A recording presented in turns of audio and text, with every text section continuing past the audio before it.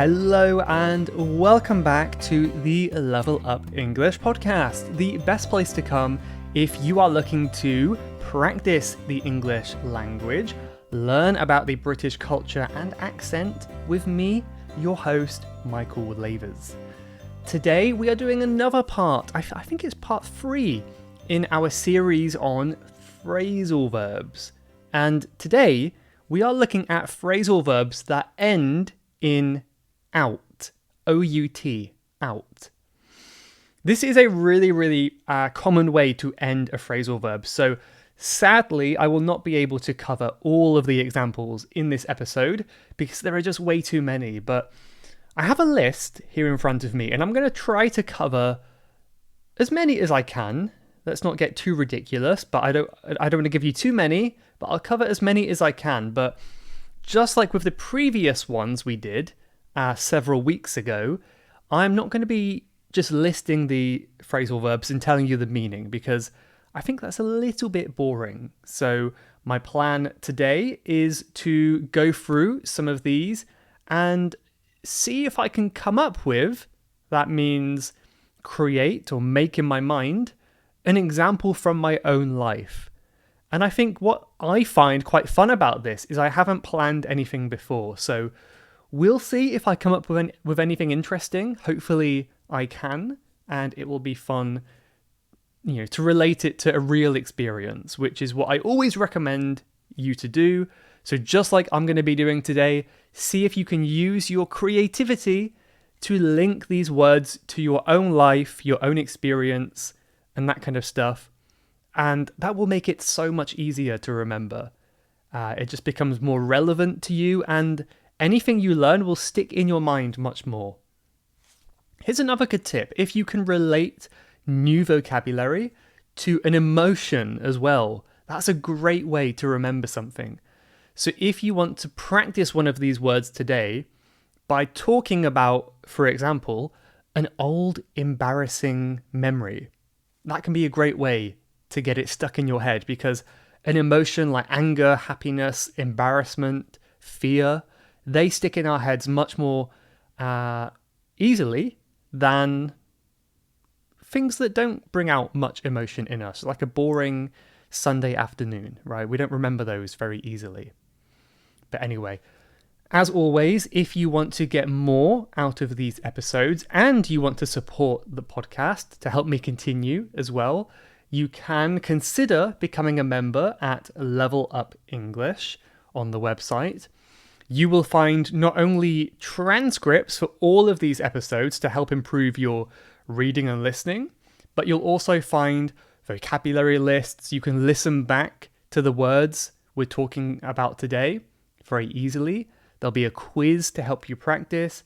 And I always advise and recommend the members to leave comments on each episode so they can practice what they've learned if they want to.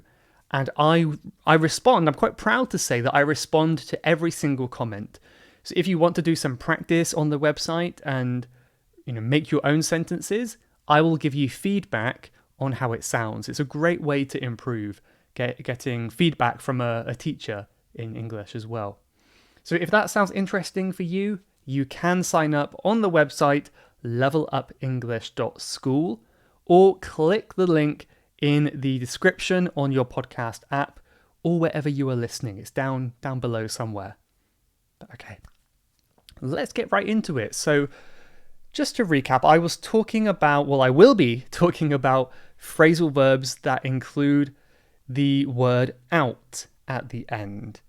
If you want an introduction to phrasal verb, go back to a previous episode. You can listen way back to episode 13 of the podcast in 2019, where I talk about phrasal verbs and introduce them. I also talk about them a bit more in episode 227. And the first two in this series was episode 261 and episode 272. So that's all the phrasal verb episodes I've done so far. There's a few for you to get there. But today we'll get right into it without explaining too much what they are.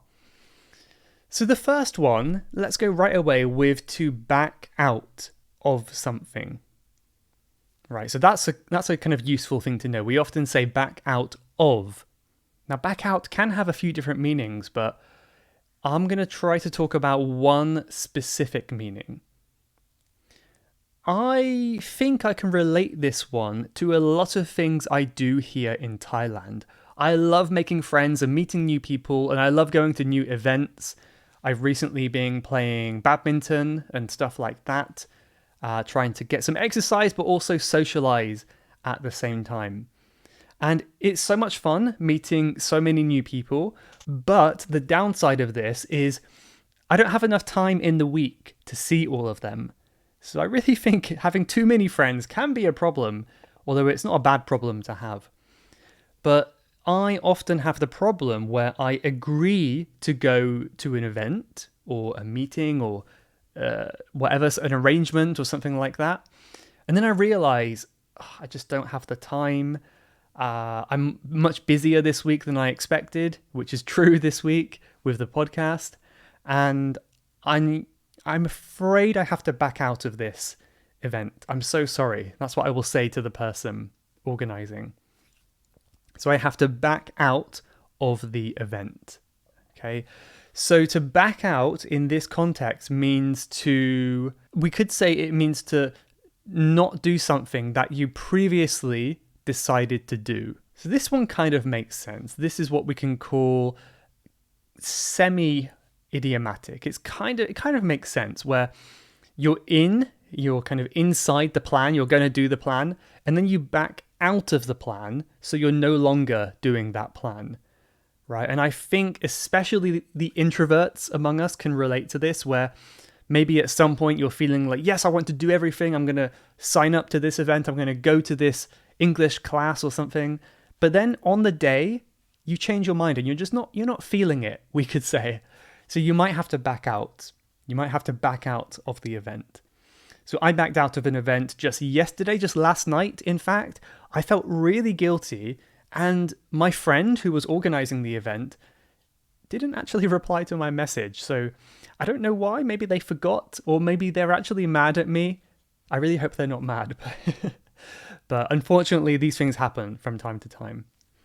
So that is back out, to not keep your promise or decide not to do what you were planning to do. Let me know what situations or things you have backed out of in the past, maybe because you were busy or scared or another reason. I knew this would come up eventually as well, but I'm going to bring it back up again, and that's my recent, what could we say, my recent, not addiction, I think addiction is too strong, but my recent interest, let's say, in playing badminton.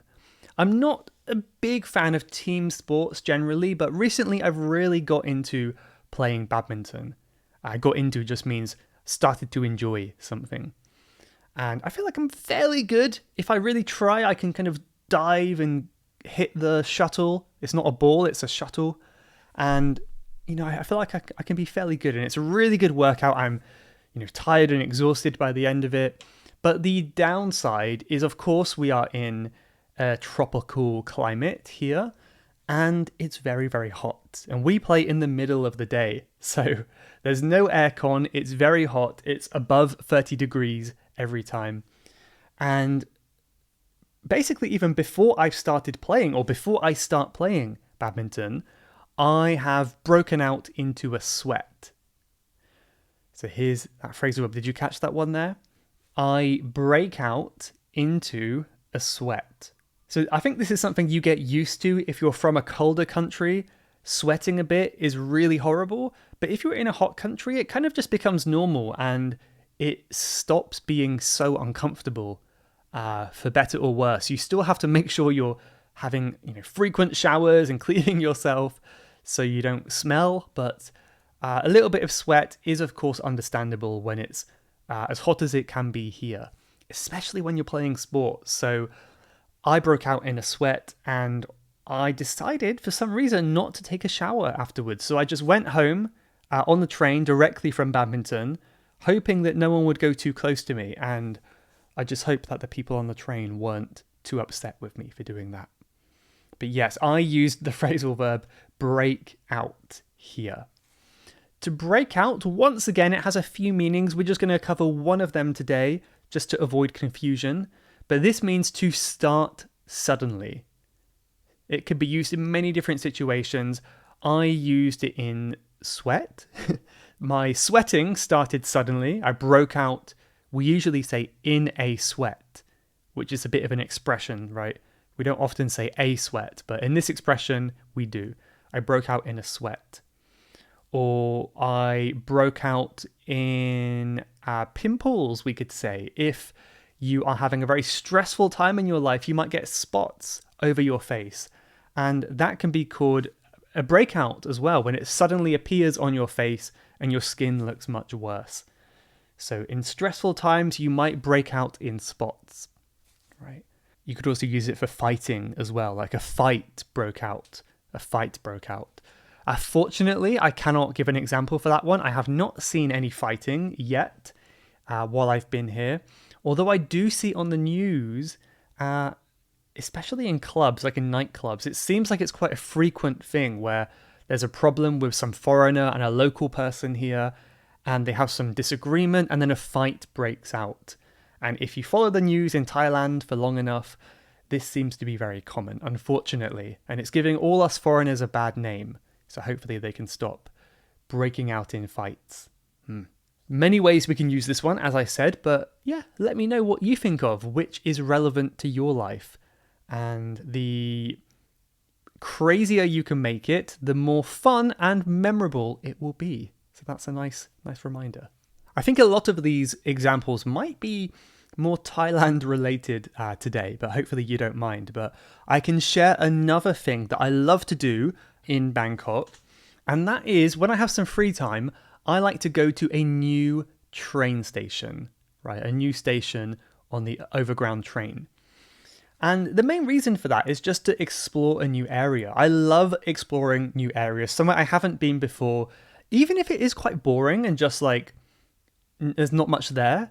I just love seeing how it looks. I love seeing the markets and the shops and the way the houses are built and the architecture. Maybe there's some animals. You know, if you're curious and you open your eyes, there's always something interesting to see.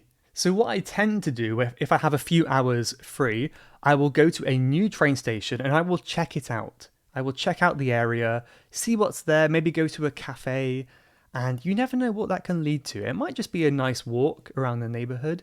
You might meet someone new, you might have a cool new experience, you might meet a cute new cat to be your friend. I don't know. But it's always exciting, I think, when I have the time to do that. And in that quick monologue just now, did you catch my third phrasal verb with out? Did you get it? I said check out. This is a separable phrasal verb, so we can say check out something, or we can say check something out. Both are correct.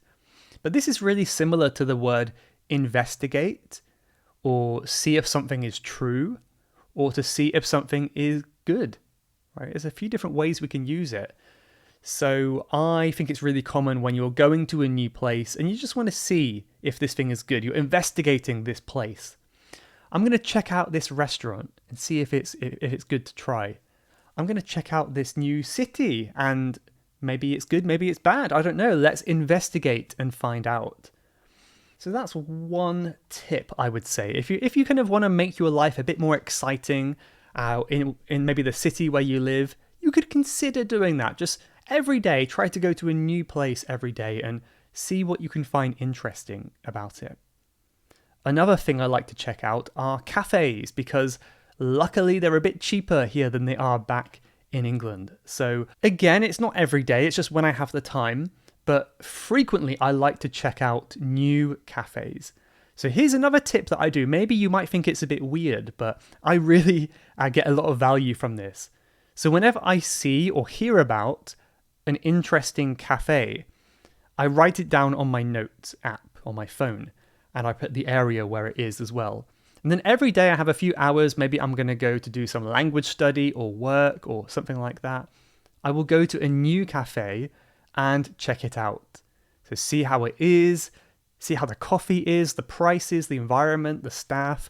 Just see what it's like. And Maybe I'll never go back there. I've had a few weird experiences in cafes that I didn't quite enjoy. But sometimes I find a cafe that I really love. And of course, my favourite cafe is one with cats. There's quite a few cat cafes in Bangkok. So I love going there, playing with the cats, doing some language study. It's just the perfect way to spend an afternoon. But speaking of cafes, one thing I've been aware of recently is trying to be more careful with what I eat and drink and maybe cutting out something that isn't so healthy for me. And health advice is always changing, and what seems healthy one day may not be the next day. So what I'm about to say, it may change. Now, this is just what I heard. I'm not a health expert, but I heard that using oat milk in your coffee, for example, may not be the best idea because it causes your sugar levels to spike, which means to go up really quickly. Especially if it's the first thing you're drinking in the morning, it may not be the best idea to have oat milk. Just what I read. Please don't argue with me. You're welcome to tell me if you think it's not true, though. And yeah, I just thought it's not a big deal to replace oat milk. So I'm more careful about things like that now. So I decided maybe I should cut out oat milk, right? Maybe I should cut out oat milk from my diet, and it might help with my energy levels throughout the day. That was my plan anyway. And yeah, maybe it's worked. I don't really drink much oat milk anymore, and perhaps that is a good thing. I don't know. We'll see, I guess. But I mentioned another phrasal verb there. Is this number 4, perhaps? I've already lost count, but I will list them all on the blog page and in the members page as well. So cut out is the word I mentioned. To cut out means to remove something, right? So to delete something. So I guess you can imagine you've got a piece of paper and you're cutting out something with scissors. You're cutting it and you're taking it out. So again, this is a semi-idiomatic one. It kind of makes sense if you think about what we're saying. You're cutting and it's going out, right? But yeah, it's really common with aspects of your diet, like food and things like that. It's also very common, more specifically, to cut out sugar. Many people are cutting out sugar from their diet. But remember, cut out isn't reduce. Cut out means 100% gone. So sugar, it's kind of a hard one, right? I don't know if any of you have cut out sugar, either now or in the past, but let me know your experience with that. Have you cut out anything from your diet? And how did you feel after you did that? Right, so cutting something out, it can be good, especially if you're eating a lot of something very bad, right? I think my next thing I want to cut out would be deep fried food.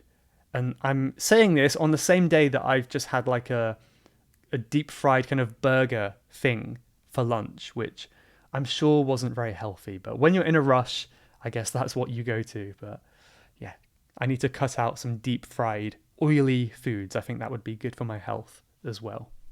Okay, I believe we're on number 6 already now. And I'm going to try to keep them fairly difficult. I don't want to say all the easy ones, so I might skip some easy ones. For example, this next one has an easy meaning, but I'm going to give you the harder meaning because it's more fun, I think, right? So how could I talk about this one? I could use it for the same example as the first one, but I believe I will use a different example.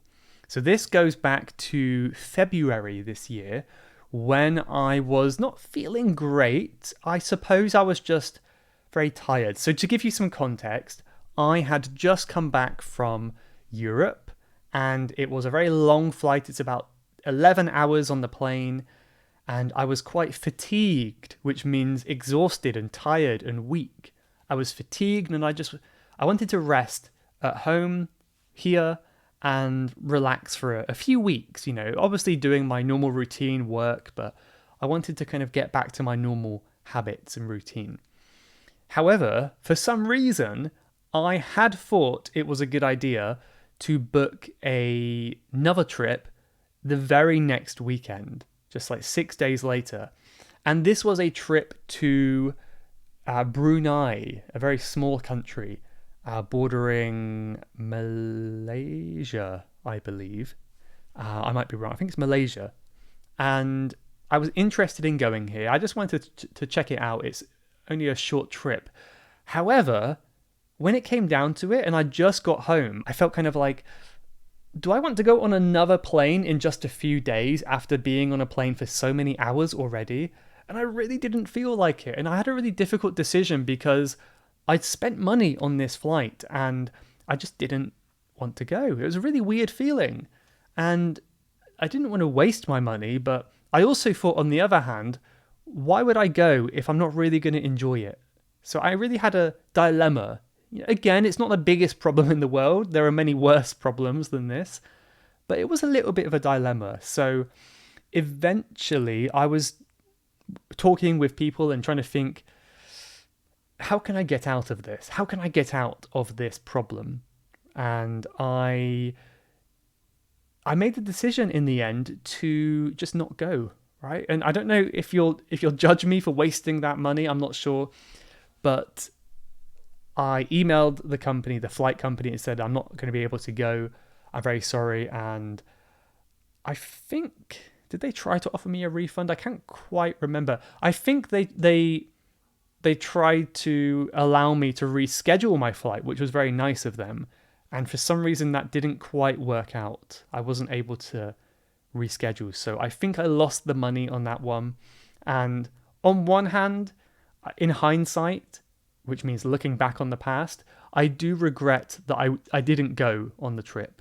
However, at the time, I remember the feeling of relief I had when I realized I could have a weekend in Bangkok and just relax.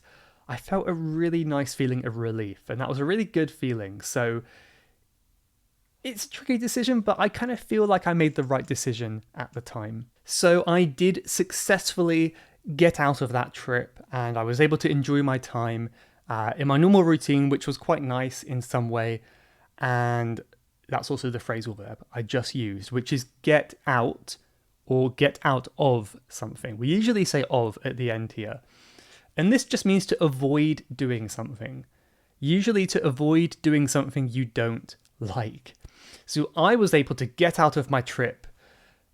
I mean, really, it was just by not going. I didn't really do anything special to avoid it. I didn't come up with some plan to get out of it, but I just simply didn't go. And that helped me avoid going on the trip. But once again, you can use it for social occasions and events and meetings as well. So maybe if you have an event that you don't really want to go to, you might think of some plan like, how can I get out of this? How can I get out of going to this wedding?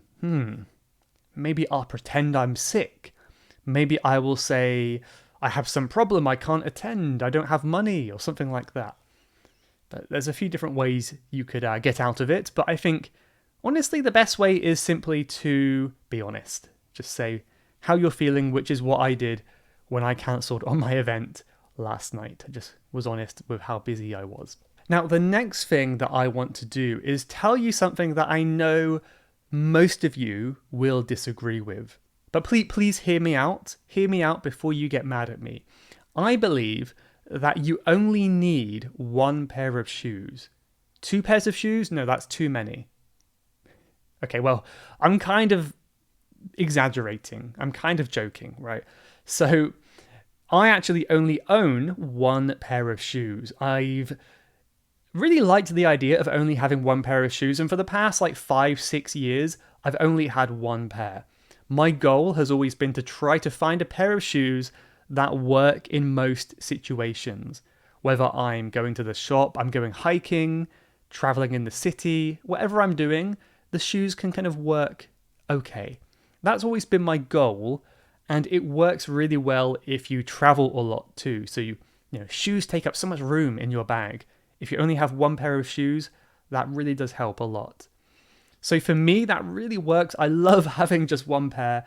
I feel like I appreciate them so much more as well, because all of my shoe love can go towards 1 pair. It's not spread out over many shoes. However, I know for many people that's not feasible. It's not appropriate. And actually, now that I think of it, that's kind of not true. I do have 2 pairs of shoes. My other pair are climbing shoes, which I don't wear, of course, walking, but I wear climbing. So I suppose I'm kind of already proving myself wrong. However, the main reason I'm talking about this strange opinion is because I used the phrase hear me out. So the phrasal verb here is to hear out.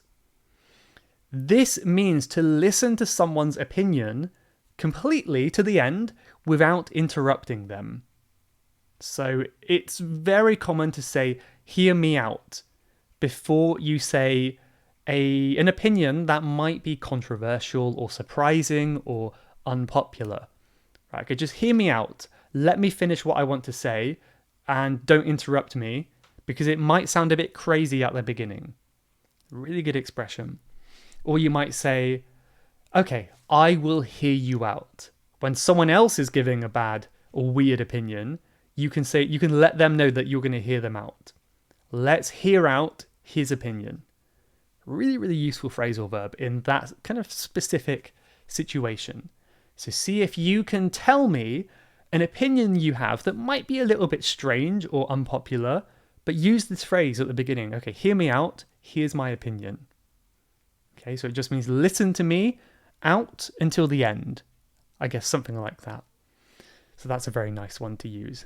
I think we'll end with one final phrasal verb now, and I'll try to make it a fairly hard one, a bit more advanced. So hopefully, even if you knew all the ones previously, this one will be new for you. So this is related to something that's going on in the UK at the moment. I wonder how many of you know this, but the UK is currently on track, which means they're doing it now, to phase out cigarettes and smoking, right? Because over the past 20 years or so, cigarettes and tobacco popularity has decreased over time, with fewer young people deciding to smoke. And it's got to the point where if someone does smoke in public, everyone looks at them as if like they're very rude, right? Smoking is not that common in the UK compared to many other countries. And the government is now getting behind this as well. They're supporting this. So they're phasing out smoking in the UK. So let me first explain what this phrasal verb means, phase out, which is Phase. It basically means to gradually stop something. So you're not cutting it out quickly, you're phasing it out slowly over time. So let's say you smoke 10 cigarettes today, tomorrow you smoke 9, the next day you smoke 8. You're slowly decreasing and you're phasing out your cigarette smoking habit. A little bit like what the UK is doing. So I've got the BBC article here to help me, to help make sure I say it correctly. But there's a new law in the UK, which means each year the legal age to buy cigarettes, which is currently 18, will increase by 1 year. So I don't know what it would be now.